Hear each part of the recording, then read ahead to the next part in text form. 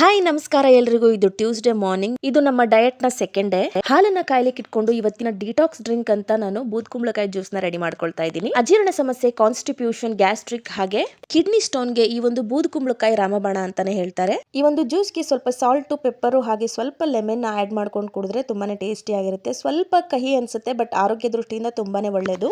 ಹಾಗೆ ಇವತ್ತು ಫಿಶ್ ಗೆ ಫುಡ್ ಹಾಕೋಣ ಅಂತ ಬಂದು ನೋಡಿದ್ರೆ ಒಂದು ಫಿಶ್ ಸತ್ತೋಗಿತ್ತು. ಸ್ಟಾರ್ಟಿಂಗು ಈ ತರ ಫಿಶ್ ಗಳು ಸತ್ತೋದಾಗ ತುಂಬಾನೇ ಫೀಲ್ ಮಾಡ್ಕೊಳ್ತಾ ಇದ್ವಿ, ಬಟ್ ಇವಾಗ ಅದು ಕಾಮನ್ ಅಂತ ಅನ್ಸ್ಬಿಟ್ಟಿದೆ. ಹಾಗೆ ಇವತ್ತಿನ ಹಸ್ಬೆಂಡ್ ಲಂಚ್ ಬಾಕ್ಸ್ ಗೆ ಪಪ್ಪಾಯ, ಬನಾನಾ ಮತ್ತೆ ವಾಟರ್ ಮೆಲನ್ ಕೊಟ್ಟು ಕಳಿಸಿದೆ. ನನ್ನ ಲಂಚ್ ಕೂಡ ಇದೇ ರೀತಿ ಇರುತ್ತೆ. ಈಗ ನಾವು ಜಸ್ಟ್ 3 days ಗೆ ಅಂತ ಈ ರೀತಿ ವೆಜಿಟೇಬಲ್ಸ್ ಮತ್ತೆ ಫ್ರೂಟ್ಸ್ ನ ಯೂಸ್ ಮಾಡ್ಕೊಂಡು ಡಯಟ್ ನ ಮಾಡ್ತಾ ಇದೀವಿ. ರಿಸಲ್ಟ್ ನ ನಾನು ಮುಂದಿನ ದಿನಗಳಲ್ಲಿ ನಿಮ್ಗೆ ಹತ್ರ ಶೇರ್ ಮಾಡ್ಕೊಳ್ತೀನಿ. ಹಾಗೆ ಇವತ್ತಿನ ಬೆಳಗಿನ ಬ್ರೇಕ್ಫಾಸ್ಟ್ ಗೆ ಅಂತ ನಾನು ಬನಾನಾ ಮತ್ತೆ ಓಟ್ಸ್ ನ ಯೂಸ್ ಮಾಡ್ಕೊಂಡು ಒಂದು ಸ್ಮೂದಿನ ರೆಡಿ ಮಾಡ್ಕೊಂಡಿದ್ದೆ.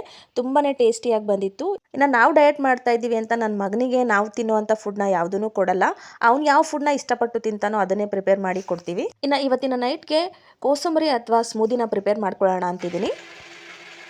ಸೊ ನೋಡಿದ್ರಲ್ಲ, ಇವತ್ತಿನ 2ನೇ ದಿನದ ಡಯಟ್ ಪ್ಲಾನ್ ಈ ರೀತಿಯಾಗಿತ್ತು. ವಿಡಿಯೋ ಇಷ್ಟ ಆಗಿದ್ರೆ ಲೈಕ್, ಶೇರ್ ಅಂಡ್ ನನ್ನ ಪೇಜ್ನ ಫಾಲೋ ಮಾಡಿ. ಮತ್ತೆ ಸಿಗ್ತೀನಿ. ಅಲ್ಲಿವರೆಗೂ take care, bye. Thanks for watching.